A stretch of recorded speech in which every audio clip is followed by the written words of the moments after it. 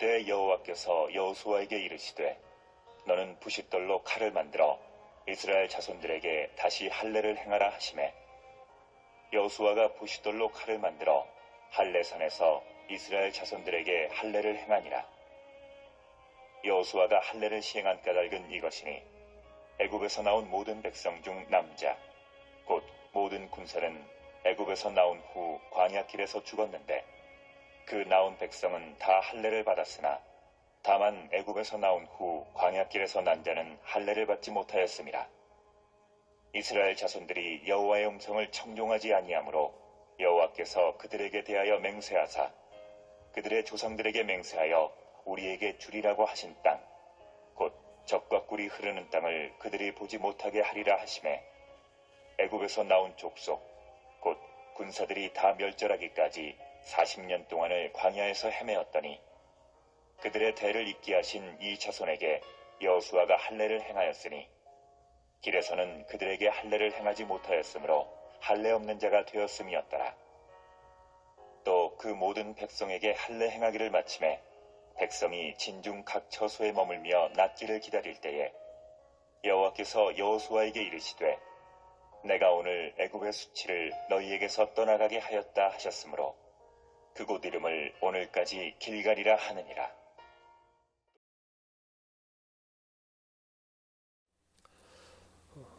어렸을 때 학교 갔다 오거나 밖에 이렇게 나갔다 들어오면 어머니가 꼭 하셨던 말씀이 있습니다. 손 씻어라. 외출했다 들어오면 대부분 손을 씻습니다. 그렇게 말씀하셨던 거 봐서는 제가 잘 안 씻었나 봐요. 저도 잘 아직 기억이 잘 안 나는데 어렸을 때라. 근데 뭐 어쨌든 손을 기본적으로 다 씻습니다. 좀 더 청결한 것을 원하는 분들은 손발, 양치질도 하시고요. 때에 따라 다르겠지만 어떤 분들은 아예 샤워도 하죠. 일단 기본적으로 손을 씻습니다. 특히 그리고 요즘처럼 코로나19나 또 미세먼지, 오늘 비가 와서 조금 나아졌겠지만 그래도 미세먼지가 심한 이 봄철에는 청결이 굉장히 중요하기 때문에 더욱 그렇게 해야 합니다. 손을 깨끗이 해야 또 우리가 밥을 먹을 때도 청결함을 유지하면서 먹을 수가 있죠. 그렇게 우리는 청결을 유지하려고 노력합니다. 양치질도 하고 손발 씻고 머리 감고 샤워하고 우리 여성분들은 화장도 하고 남성분들은 면도도 하는 등 이런 사람은 청결을 유지해야 하는데 그렇게 해야 건강에도 좋습니다. 청결을 유지하지 않으면 그만큼 또 질병에도 노출이 잘 되는 겁니다. 그래서 옷도 이불도 집에 있는 여러 물건도 깨끗이 하는데 우리가 이제 기본적으로 손을 이제 씻죠. 의사들이 수술할 때 우리가 직접 그 모습을 수술 들어가기 전에 그걸 다 보지는 못해서 모르지만 그래도 이제 드라마나 영화를 아마 보신 분들은 아시겠지만 먼저 수술복을 입고 손을 아주 굉장히 깨끗하게 아주 박박 닦습니다. 무균의 상태로 만드는 거죠. 그리고 잘 보시면 손을 이렇게 들고 묻히지 않으려고 손을 들고 이제 접촉되지 않으려고 하고 또 문에 손잡이도 만졌다가 혹시 그 문 손잡이에 이상한 게 있어서 오염될까봐 문 밑에 이제 발로 이렇게 누르면은 이제 문이 열리는 그런 특별한 장치가 되어 있는 것도 아마 드라마나 영화를 통해서 보신 분들이 계실 겁니다. 그렇게 손을 무균 상태로 하고 이제 수술실에 들어가는데 그 깨끗한 손으로 그냥 수술한 게 아니라 어떻게 하죠? 수술 장갑을 또 낍니다. 아주 깨끗한 수술 장갑을 한 번 더 껴서 수술을 하는데 수술에 있어서 이 감염이라는 게 굉장히 위험하기 때문에 이런 청결은 아주 철저하게 지켜져야만 하죠.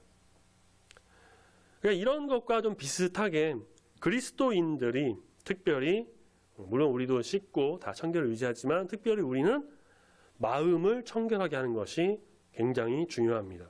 제가 지금 청결이라는 단어를 사용했는데 사실 그것보다 좀 더 우리에게 적합한 단어가 있는데 바꿔서 한번 말씀드려 보겠습니다. 그리스도인들은 마음을 거룩하게 해야 합니다. 거룩하고 정결하게, 신실하고 깨끗하게. 우리가 세상에서 그리스도인으로 하나님의 자녀로 살아갈 때 세상 사람들이 보기에도 정말 거룩하고 정결하게 사는 것이 당연하지만 그 무엇보다도 우리는 특히 하나님 앞에 나갈 때 오늘과 같이 이렇게 주일에 교회 나와서 예배 드릴 때 또는 하나님이 나에게 맡겨주신 어떠한 하나님의 일을 할 때에는 정말 거룩한 마음으로 해 나가야 합니다.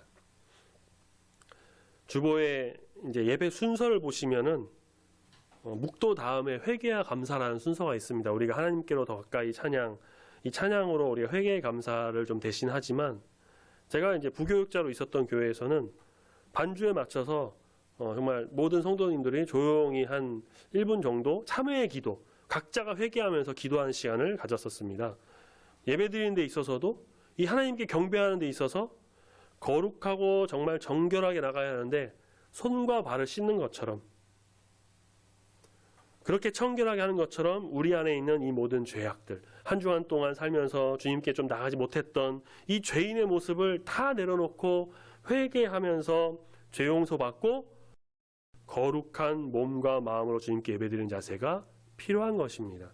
그래서 이 예배 순서에 회개 혹은 이제 회개의 감사 순서를 넣는데, 교단에서도 이렇게 해야 할 것을 권장하고 있습니다.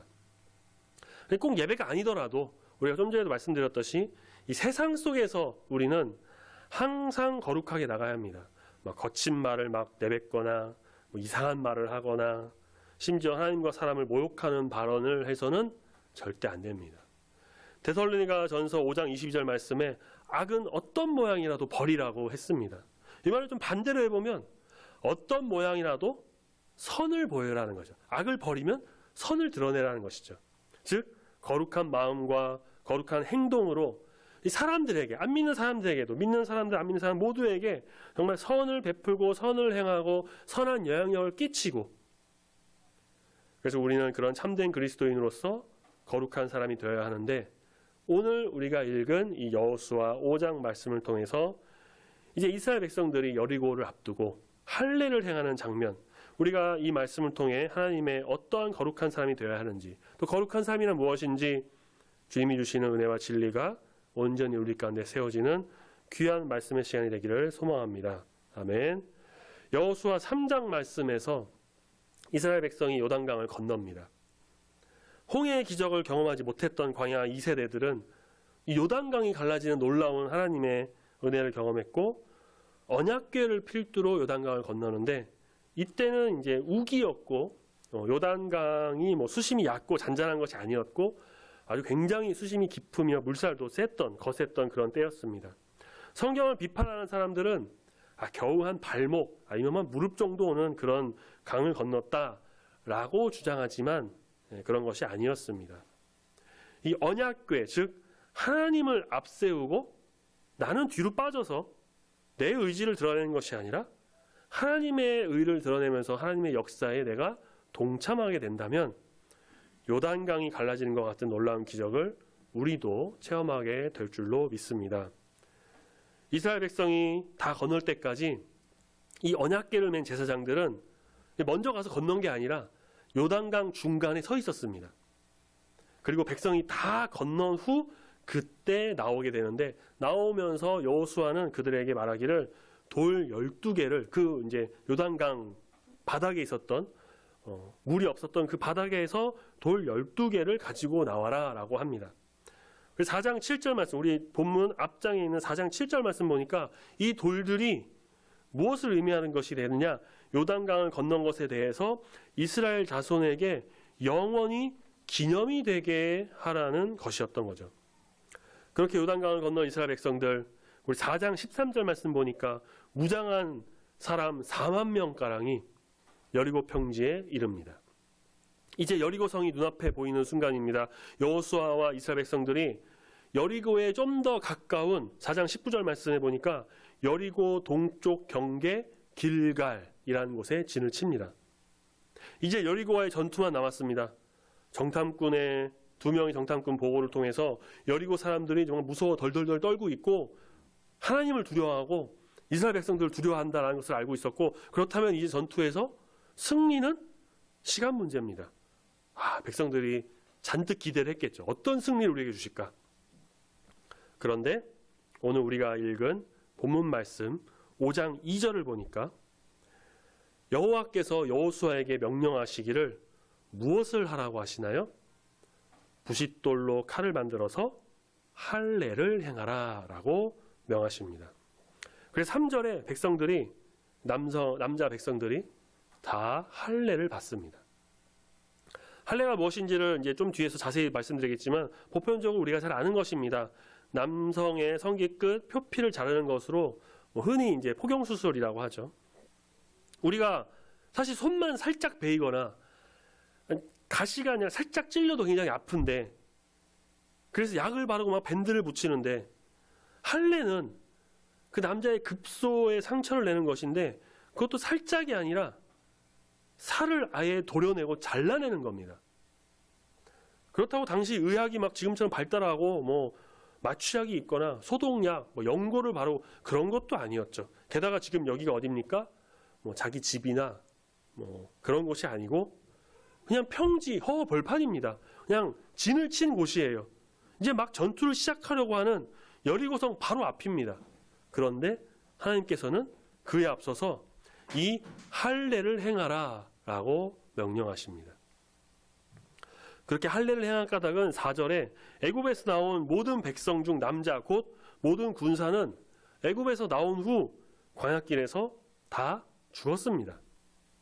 애굽에서 태어나 노예 생활을 했던 이 광야 1세대는 하나님께서 그 모든 걸 공급하고 인도하시고 함께 하셨는데도 불구하고 불평과 불만을 막 앞세웠고 차라리 애굽에서 죽는 게 나았겠다. 우리를 광야에서 죽일 셈이냐. 그래서 정말 그들 말처럼 광야에서 다 죽었습니다. 60만 명이. 광야 1세대를 이끌었던 모세와 아론도 이 가나안에 들어가지 못하고 하나님께로 갑니다. 단 2사람, 가나안을 정탐했던 12 정탐꾼 중 긍정적인 보고를 했던 여호수아와 갈렙. 딱 이 2사람만 광야 1세대 중 이 2명만 가나안에 들어가게 됩니다.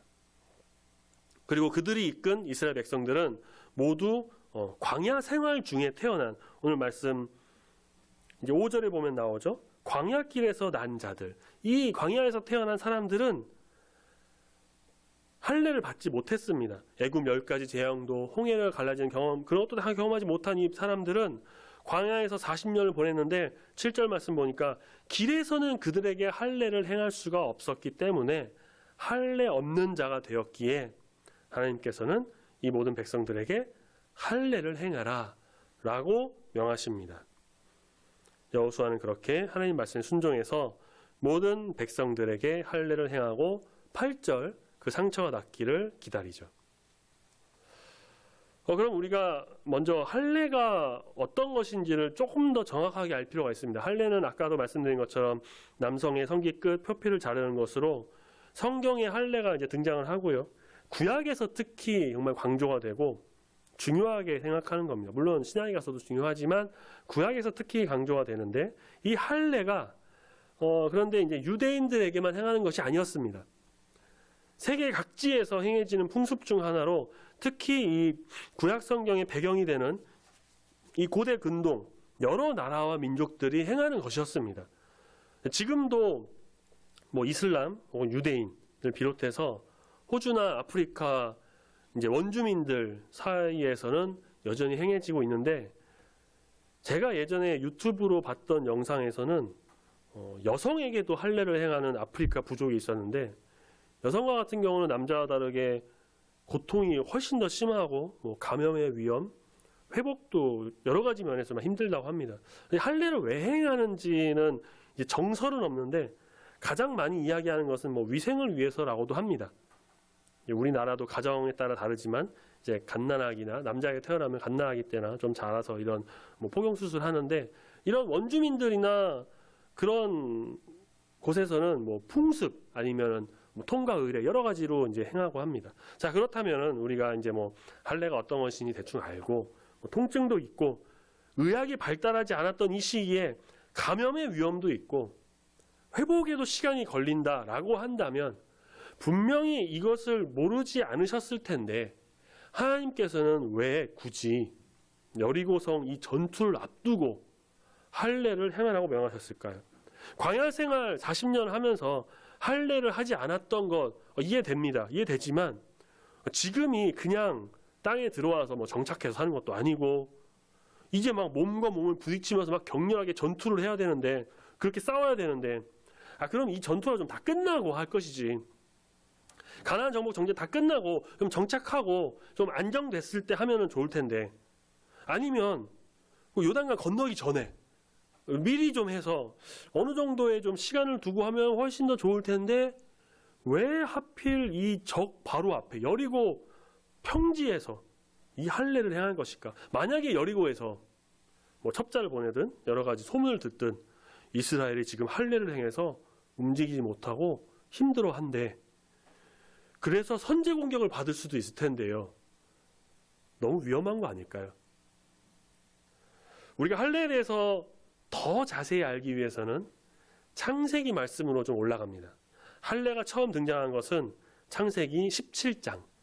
아브라함이 되기 전 아브람일 때 99세가 되었던 때입니다. 하나님께서 나타나셔서 약속의 말씀을 주십니다. 아브람과 언약을 맺으십니다. 17장 5절에 이때에 비로소 이제 너의 이름을 아브람이 아니라 아브라함이라 부르고 여러 민족의 아버지가 되게 하고 자손을 심히 번성하게 하여서 여러 민족이 너에게서 나오고 왕들이 나오게 할 것이다 라고 약속하십니다. 그리고 하나님께서는 아브라함과 그의 후손의 하나님이 되겠다라고 약속하십니다.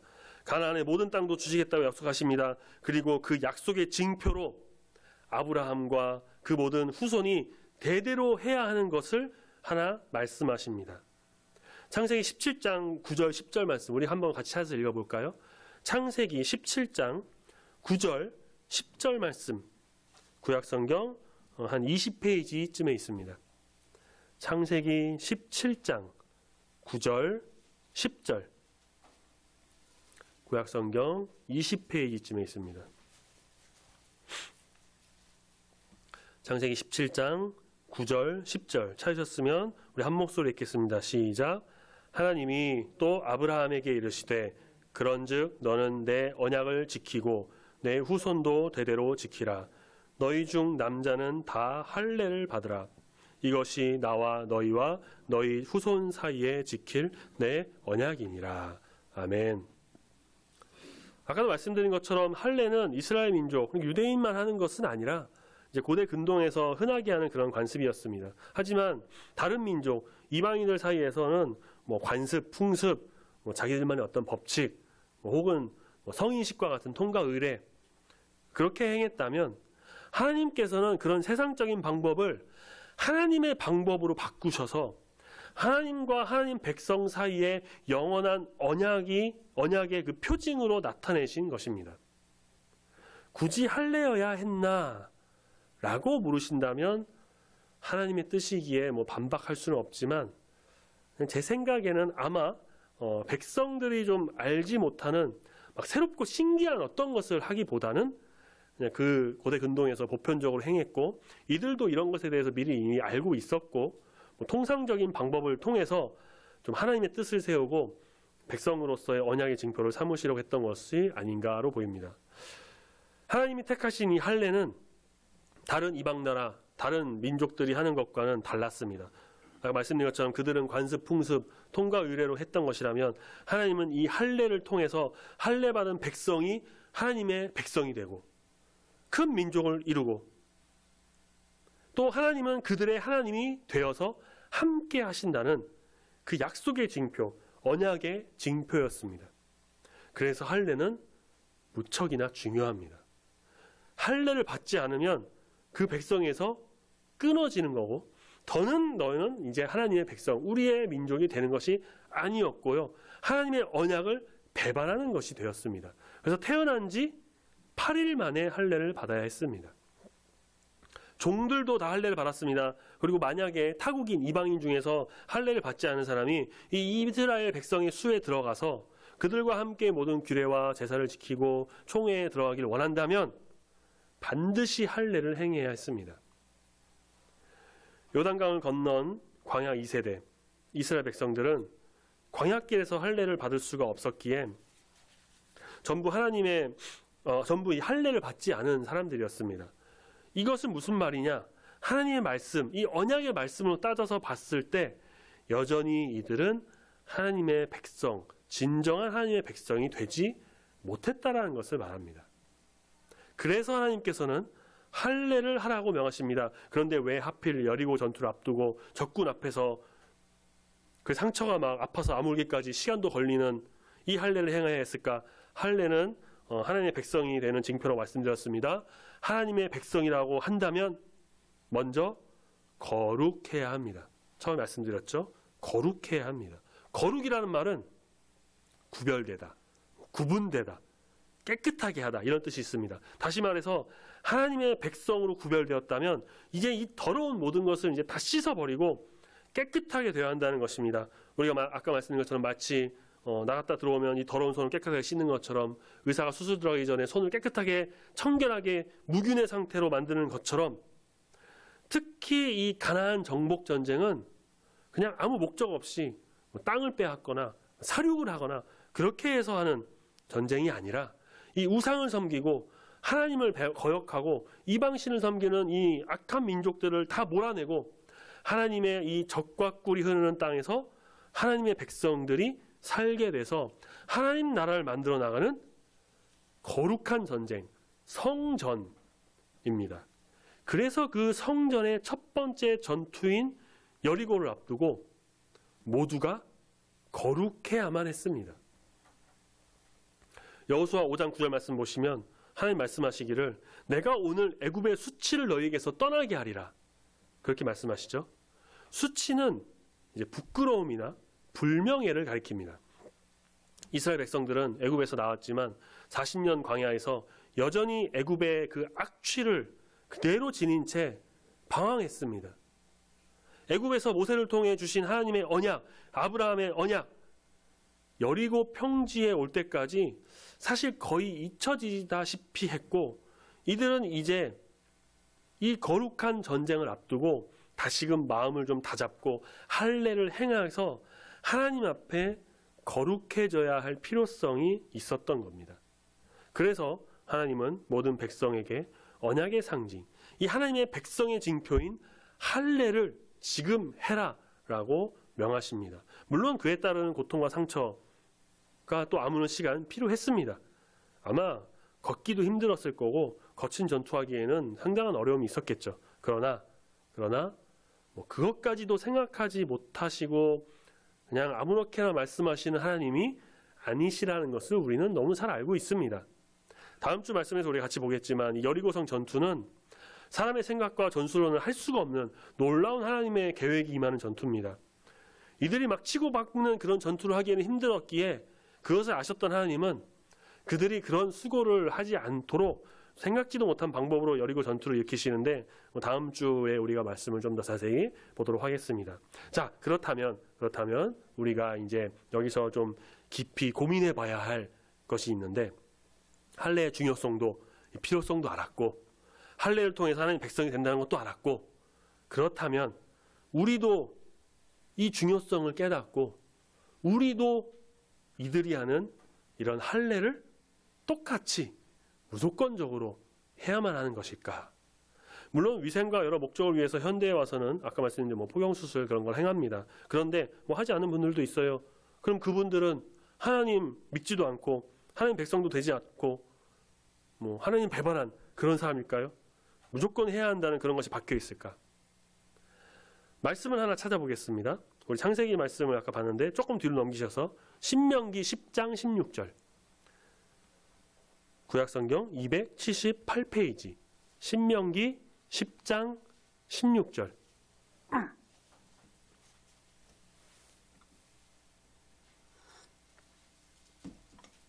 신명기 10장 16절 말씀 구약성경 278페이지쯤에 있습니다.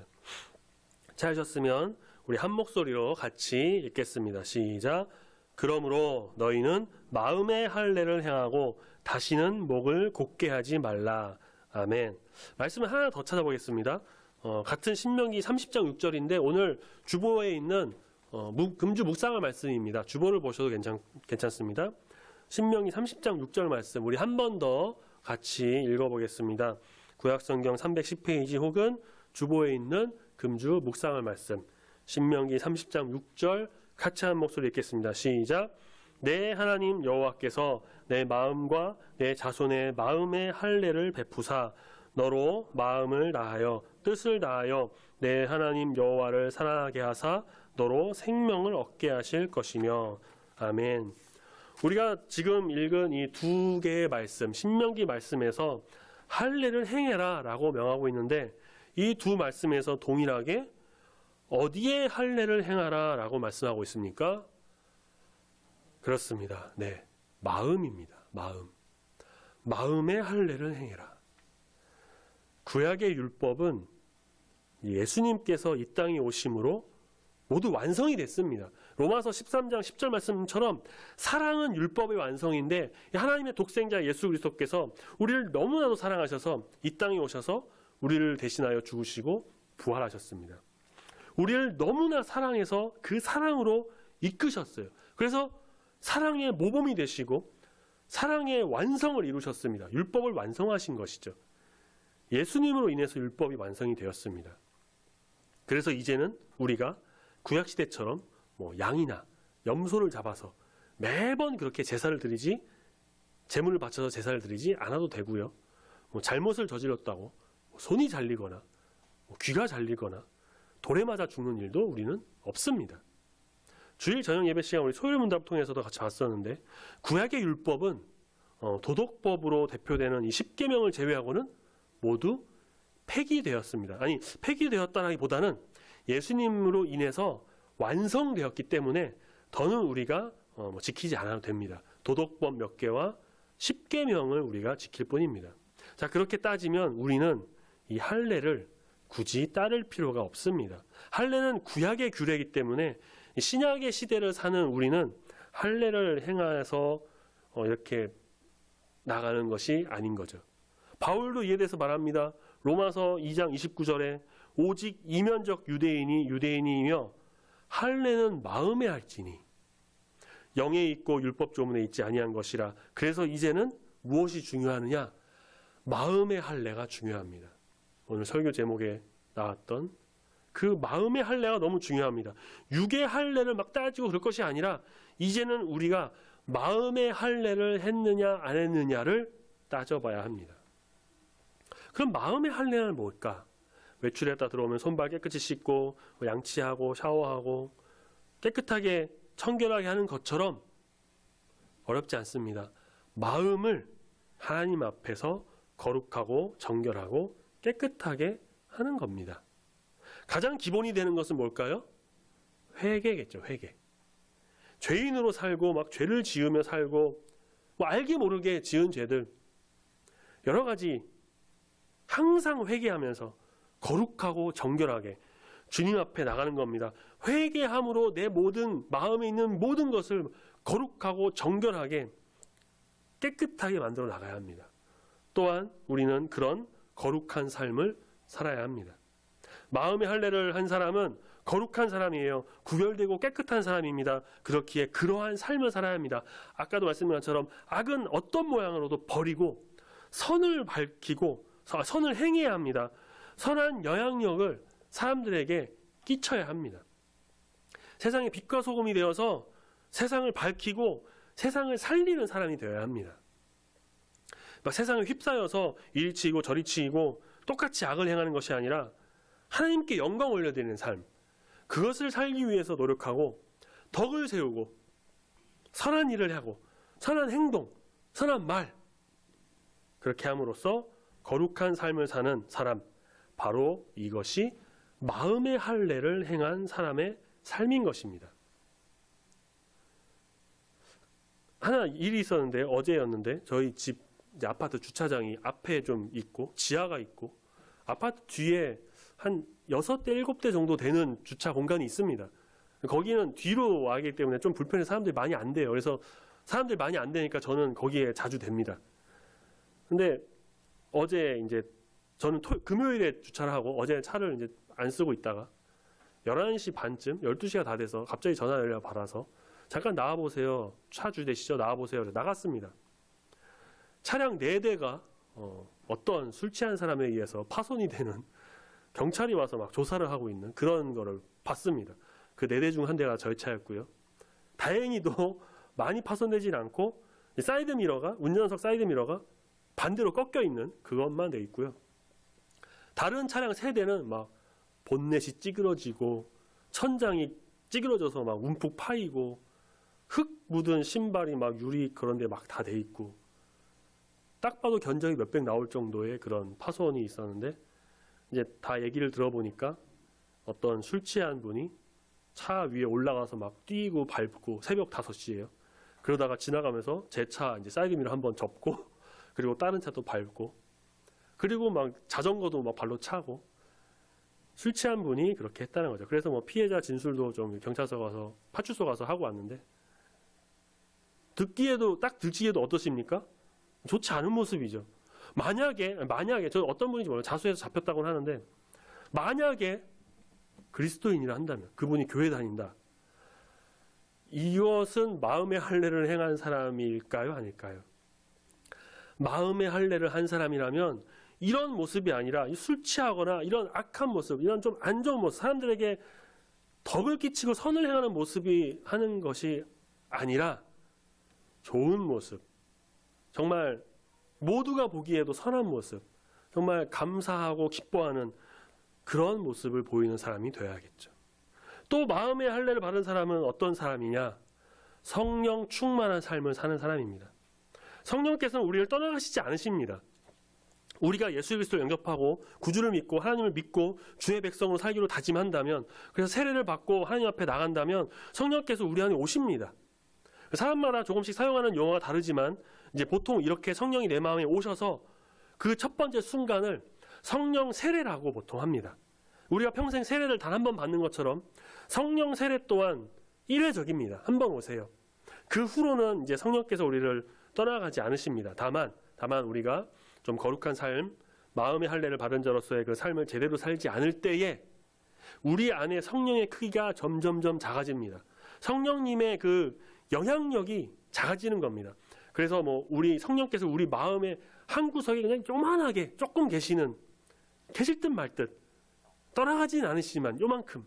그래서 우리는 어떻게 되느냐? 이 성령께서 우리 안에 점점 더 커져서 영향력을 충분히 발휘하시고 놀라운 성령의 역사가 임하도록 그렇게 간구하면서 성령 충만한 삶을 살아가도록 해야 되는 거죠. 성령 충만이란 말은 말 그대로 충만, 가득 차서 함께 있다라는 겁니다. 그래서 성령 세례는 1회적이지만 이 성령 충만은 우리가 계속 영원히 해야 하는 겁니다.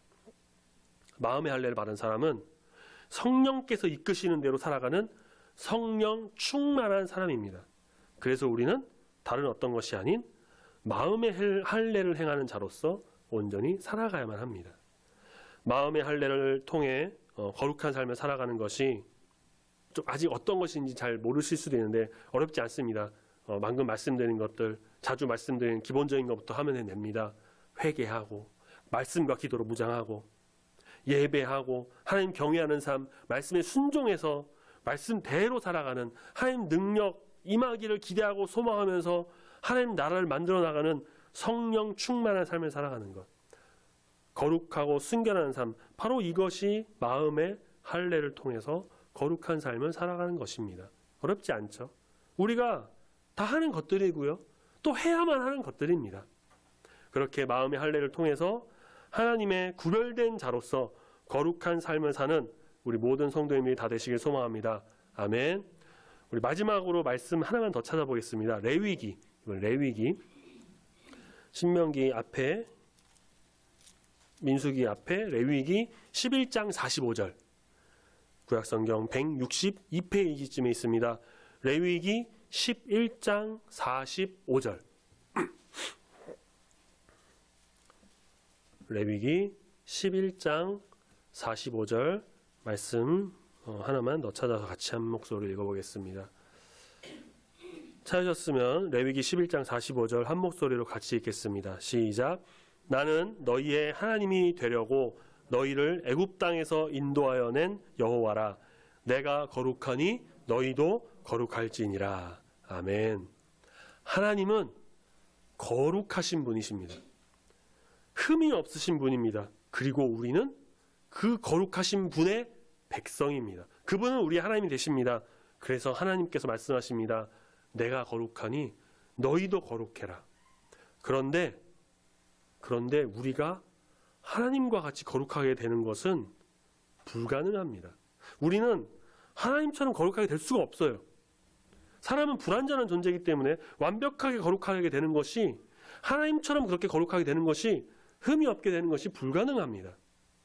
아무리 회개해도요, 죄의 부패성은 남아있기에 죄를 짓습니다. 죄인임을 인정합니다.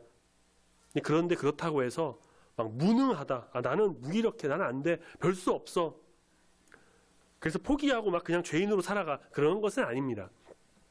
우리는 하나님과 같이 거룩하게 될 수 없는 것이 너무나도 당연하기에 하나님께서 내가 거룩하니 너희도 거룩해라 라고 하신 말씀을 오해해서는 안 됩니다. 하나님께서도 이것을 아시고 말씀하신 겁니다. 당연히 사람은 완전히 거룩하게 될 수 없습니다. 아무리 손을 씻어도 다시 오염되고 더럽혀지는 것처럼, 아무리 무균 상태를 만든다고 해도 결국 작은 미생물과 흠이 있어서 완벽하게 깨끗하게 되지 못하는 것처럼, 우리는 어쩔 수 없이 완전한 존재가 되지 못한다, 아니다라는 것을 인정하고, 자, 그럼 어떻게 해야 될까요? 그래서 끊임없이 거룩하게 되기 위해서 노력하고 회개하고 기도하고 말씀 보고 하나님께 나가려고 끊임없이 부단히 노력하면서 경배하고, 그런 마음의 할례를 행하는 자의 삶을 살도록 우리는 노력해야 할 것입니다. 거룩한 삶을 살기 위해 부단히 노력해 나가는 우리 모두가 되기를 소망합니다. 회개함으로 성령의 선물을 받아 성령 충만한 삶, 하나님이 함께 하시는 삶, 아름다운 덕을 세우는 삶, 구별된 하나님의 백성으로 온전한 삶을 살아가는 우리 저와 여러분이 다 되기를 소망합니다. 아멘. 기도하겠습니다.